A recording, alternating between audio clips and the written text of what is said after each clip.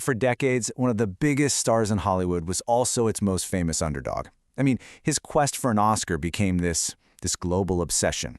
So, this is the story of Leonardo DiCaprio's fight for that ultimate prize, a journey that started way, way before he ever stepped onto a red carpet. Yeah, his struggle for the dream, it really did become legendary. And you gotta understand, this wasn't just about making movies anymore. It became this very public, relentless quest for artistic validation. His entire career turned into a story, a narrative that had the whole world just glued to their seats. Think about this, 21 years. That's the gap between his very first Oscar nomination when he was just 19 years old and the night he finally got to hold that little golden statue. An entire generation of us grew up watching him get so close, but never quite making it.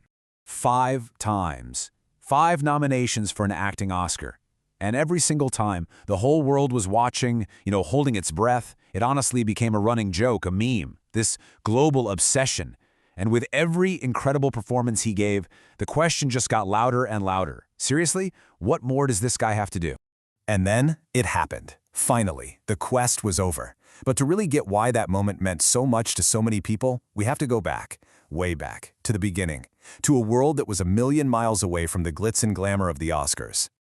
All right, Section 1, an unlikely beginning. See, his journey started in a part of Hollywood that you definitely don't see on the tourist maps. It was a gritty, super unconventional childhood that really shaped the artist he would eventually become. So check this out. He was living in these two totally different worlds at the same time.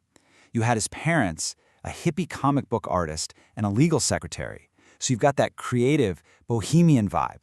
But then on the other hand, there's the harsh reality of growing up in a really poor part of Hollywood. He talked about seeing a prostitution ring on my street corner, drug addicts in my alleyway. So yeah, he wasn't some polished kid from the suburbs. He saw the gritty side of life up close, and he said it just lit a fire under him to do something else. And that path, it was anything but easy. That feeling of being an outsider, it started right away. Can you believe this? When he tried to get an agent, they told him his name, Leonardo DiCaprio, sounded too ethnic. Their big idea? Change it to something more, American, like Lenny Williams. But he refused. And that was really one of his first big battles against the system that was trying to force him into a box. But his talent, man, it was just impossible to ignore. After he completely held his own against the legend Robert De Niro in This Boy's Life, De Niro was so blown away he actually picked up the phone and called his buddy, Martin Scorsese.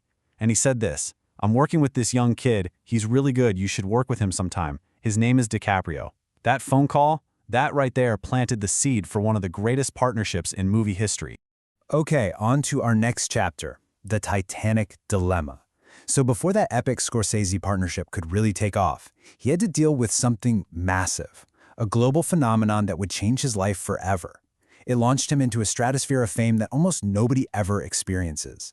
But it also created a whole new set of problems for him. Look at these numbers. Titanic wasn't just a hit movie. It was a cultural event. With a budget of $200 million, it went on to make over $2 billion at the box office. Just like that, overnight, Leonardo DiCaprio wasn't just a star. He was the biggest movie star on the entire planet. But here's the catch, the big dilemma. The world saw this global heartthrob, right? But he felt like a product. He said, "It was pretty disheartening to be objectified like that. I wanted to stop acting for a little bit." That crazy level of fame almost made him walk away from it all. But it also gave him something new, power. For the first time, he had real control over his career, and he made a very conscious decision to steer his own ship in a totally different direction. So, our next section, the auteur's actor. Think about it. How do you possibly escape the shadow of the biggest movie of all time? Well, you don't try to top it with another blockbuster. Instead, Leo made a really smart, calculated pivot. He decided he was only going to work with the most challenging, most respected directors out there. He set out to become what they call an actor's actor. And the absolute cornerstone of that strategy, Martin Scorsese. Just look at this timeline, this incredible run of films. You've got Gangs of New York in 2002, The Aviator in 2004, The Departed in 2006, and The Wolf of Wall Street in 2013. Every single one of these roles was more complex, more difficult than the one before it. This partnership, this was where he truly forged his artistic identity. And it wasn't just Scorsese either. He started checking off a director's wish list that most actors can only dream about. Steven Spielberg for Catch Me If You Can, Christopher Nolan for Inception, Quentin Tarantino for Django Unchained, Clint Eastwood for J. Edgar. He was deliberately, methodically building a body of work that just screamed serious artist. Which brings us right back to that main quest. Section 4, the long road to Oscar.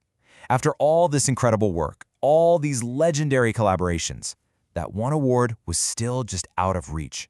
So for his 5th nomination, he decided he had to go to the ends of the earth. And I mean that literally. The movie was The Revenant. And let me tell you, this was way more than just a movie.